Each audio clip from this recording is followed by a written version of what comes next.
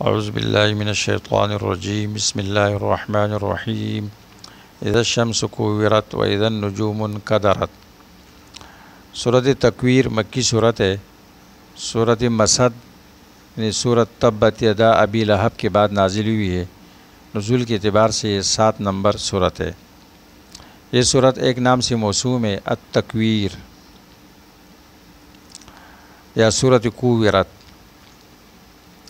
اس لیے کہ اس صورت میں اللہ تعالیٰ نے یہ ذکر کیا ہے کہ قیامت کے احوال کی ابتدا میں اس صورت میں قیامت کی سب سے پہلے علامت اللہ نے یہ ذکر کی ہے، اذا الشمس کوورت، جب سورج کو لپیٹ لیا جائے گا، بے نور کیا جائے گا۔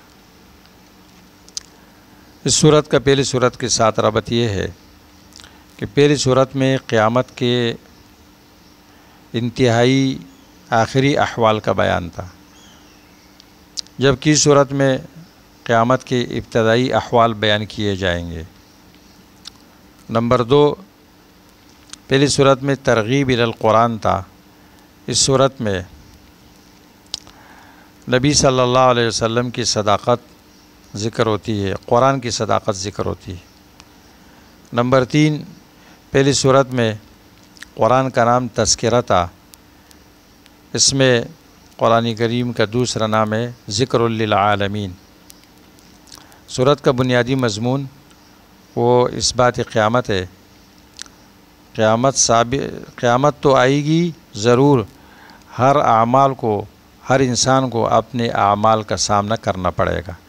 علمت نفس ما احضرت، قیامت کے 12 احوال واقعہ ہونے کے بعد پھر انسان کو اپنے اعمال کے ساتھ اس کی ملاقات ہوگی۔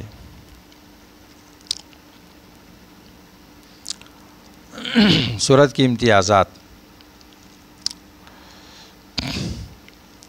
نمبر 1، قیامت کے دن کی تفصیلی احوال کا بیان۔ نمبر 2، جبریل علیہ السلام کی صفات کا بیان ہے۔ نمبر 3، نبی صلی اللہ علیہ وسلم کی وصف کو بیان کیا گیا ہے، توصیف النبی۔ نمبر 4، اس میں اللہ کے لیے مشیت کی صفت کا اثبات ہے، وما تشاءون الا ان یشاء اللہ رب العالمین۔ سورت کے فوائد و لطائف کا بیان۔ سورت کا محور الامان فی سلوک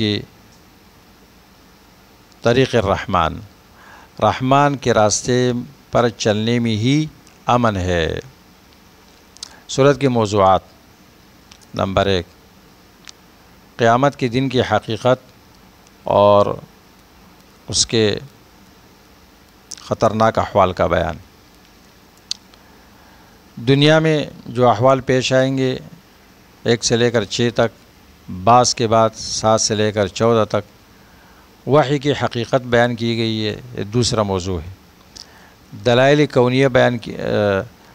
کونیہ پر اللہ نے قسم کھائی ہے 15 سے لے کر 18 تک۔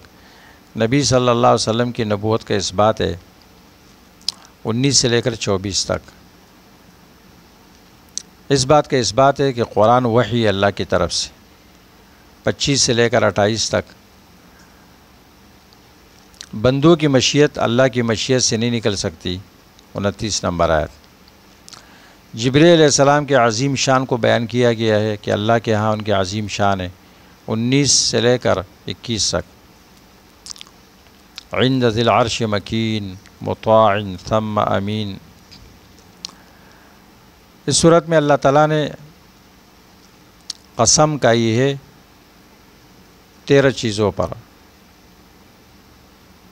اور اس کو شاہد بنایا اس بات پر کہ ہر نفس کو خبردار کیا جائے گا ان تمام اعمال پر جو اس نے دنیا میں کیے، تاکہ بندہ اپنی زندگی میں ان اعمال کا اہتمام کرے جو اس دن اس کو فائدہ دے، اور اپنے عمل کو بہترین کرے، اور اللہ و لعب سے اپنے آپ کو بچائے اور اس کی کثرت سے اپنے آپ کو بچائے۔ جو شخص یہ چاہتا ہے، حدیث میں آتا ہے ترمذی اور مسند احمد کی روایت ہے، من سرہ ان ینظر الی یوم القیامہ کأنہ رأى العین فلیقرأ اذا الشمس کورت واذا السماء انفطرت۔ جو شخص یہ چاہتا ہے کہ وہ اپنے آنکھوں سے قیامت کو دیکھ لے تو وہ سورۃ شمس پڑھے اور سورۃ انفطار پڑھے اور سورۃ اذا السماء انشقت کی تلاوت کرے۔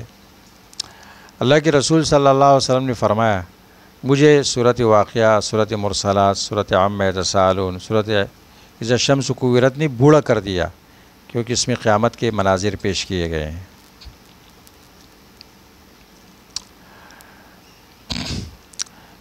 وَإِذَا النُّفُوسُ زُوِّجَتْ آیت نمبر 7۔ اس آیت سے یہ بات معلوم ہوتی ہے کہ ہم میں سے ہر ایک انسان کو یہ چاہیے کہ وہ نیک صحبت اختیار کرے جو قیامت میں اس کو فائدہ دے۔ نیک صحبت سے کیا ہوگا؟ یا تو وہ ان کو اللہ یاد دلائے گا، اللہ کی یاد آئے گی، یا یہ لوگ قیامت کے دن اس کے لیے شفاعت کریں گے۔